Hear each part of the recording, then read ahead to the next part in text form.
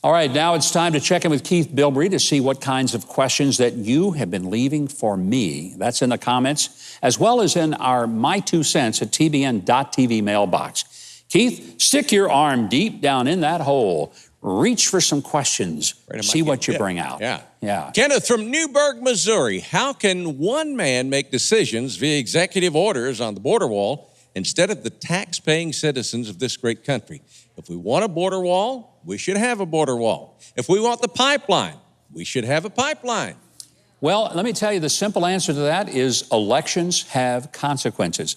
And if the people who get elected don't listen to the people, but they only listen to the people who give them money or the people they're afraid of, then we have a situation where, despite the fact that I think most Americans believe we ought to protect our borders, we ought to welcome people here through legal immigration, but we shouldn't have an open border where we have no idea who's coming, why they're coming, and watching children get exploited in the world of human trafficking, which is what's happening right now.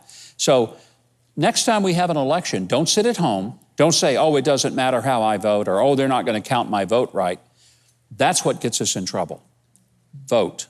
And as I would say, vote early and vote often. There you go. I'm kidding about that last part.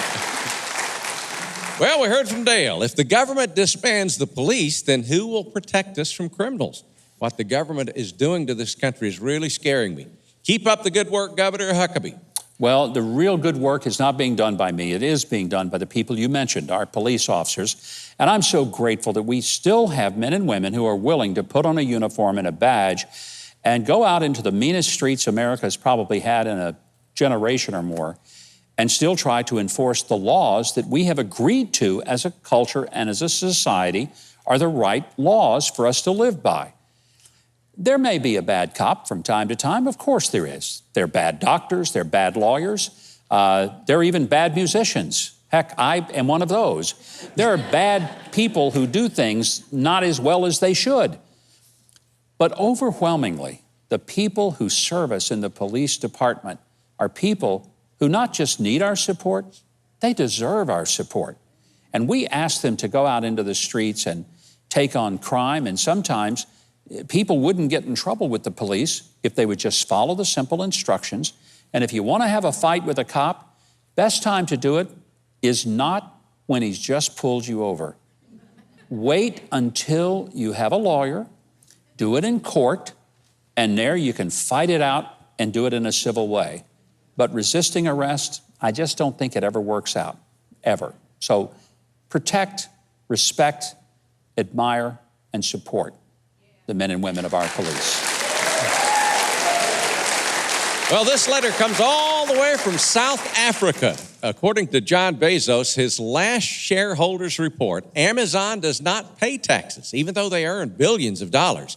Why is this allowed? It seems safe to assume that this applies to all large corporations, especially where President Joe going to get the money to fund trillions needed to buy votes via infrastructure and COVID relief funding. Well, I heard the president the other night say that we're going to go after these big corporations. Trust me on this, they're not. Those are some of the biggest political donors to the system. And those folks are never going to pay a lot of taxes. And if they do, I just hope you understand how this works. Corporations, as I say often, they don't pay taxes. They just collect money from people, and then they add it to their cost of doing business. They're strictly a pass-through. Really big corporations hire a building full of attorneys and accountants who can keep them out of the kind of expenses that most businesses will have to accept and pay. Here's the problem. To a lot of leftists in Washington, they'll look at a business and say, that's a $5 million business. That may be the gross income for the business, but after all their expenses, they may barely clear enough to maintain 4% of that.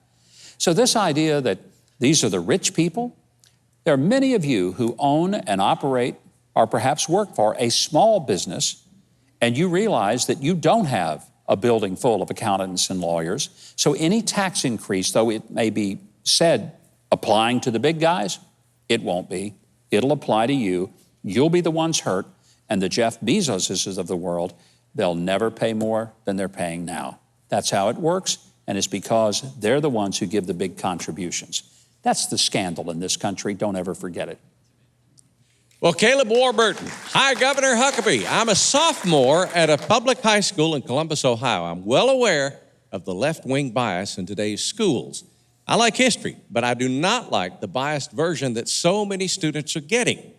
Why is this happening? How do we get ourselves out of this mess? Thank you for being bold in your faith and not being afraid to speak your mind. Well, I want to say thank you. It is so refreshing to know that there's a high school sophomore in Columbus, Ohio, who is interested in what's happening in your country.